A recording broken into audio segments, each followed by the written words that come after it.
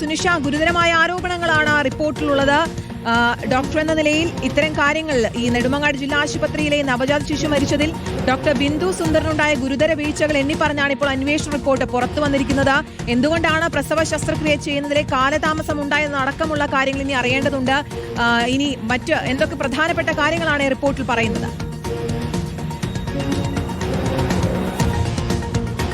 റീജിത്ത് കീർത്തന, പ്രാഥമിക അന്വേഷണത്തിൽ ഡോക്ടർ ബിന്ദു സുന്ദറിന് വീഴ്ചയൊന്നും സംഭവിച്ചിട്ടില്ല എന്നുള്ളതായിരുന്നു ആരോഗ്യവകുപ്പിന് നൽകിയ റിപ്പോർട്ടിൽ പറഞ്ഞിരുന്നത്. പക്ഷേ ഇപ്പോൾ ഈ മെഡിക്കൽ കോളേജിലെ തന്നെ 3 ഡോക്ടർമാർ അടങ്ങിയ വിദഗ്ധ സമിതി നടത്തിയ അന്വേഷണ റിപ്പോർട്ടാണ് ഇപ്പോൾ ആരോഗ്യവകുപ്പിന് കൈമാറിയിരിക്കുന്നത്.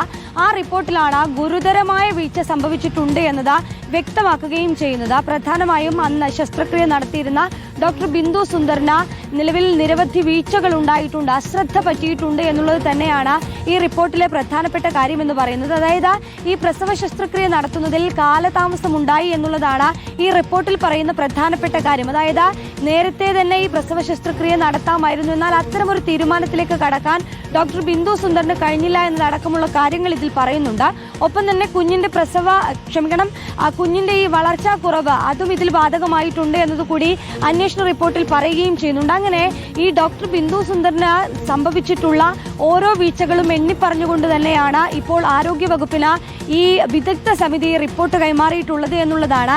ഇനി നിലവിൽ ഇപ്പോൾ ഈ റിപ്പോർട്ടിന്റെ അടിസ്ഥാനത്തിൽ ഈ റിപ്പോർട്ട് പോലീസിനടക്കം കൈമാറേണ്ടതുണ്ട്.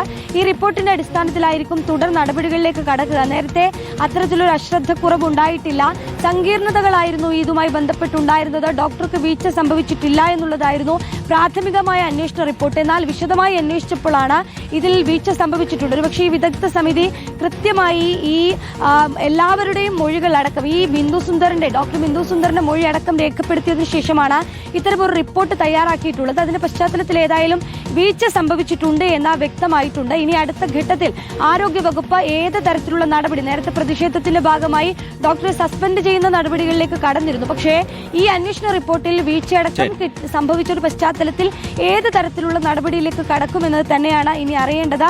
ഏതായാലും KGMOയെ ഇത്തരത്തിൽ സസ്പെൻഡ് ചെയ്ത നടപടിയിൽ തന്നെ പരാതിയുമായി ബന്ധപ്പെട്ട് വലിയ പ്രതിഷേധങ്ങൾ ഉയർന്നു വന്നതാണ്. അതിന് പിന്നാലെ ഡോക്ടർക്കെതിരെ നടപടിയും ഉണ്ടായി. പ്രാഥമിക അന്വേഷണത്തിൽ പക്ഷേ ഡോക്ടർക്ക് പിഴവില്ല എന്നൊരു വിലയിരുത്തലായിരുന്നു ഉണ്ടായിരുന്നെങ്കിൽ വിശദമായ അന്വേഷണ റിപ്പോർട്ട് പുറത്തു വരുമ്പോൾ ഡോക്ടർക്ക് ഗുരുതരമായ വീഴ്ചകൾ സംഭവിച്ചിട്ടുണ്ട് എന്നാണ് ആ അന്വേഷണ റിപ്പോർട്ട് വ്യക്തമാക്കുന്നത്.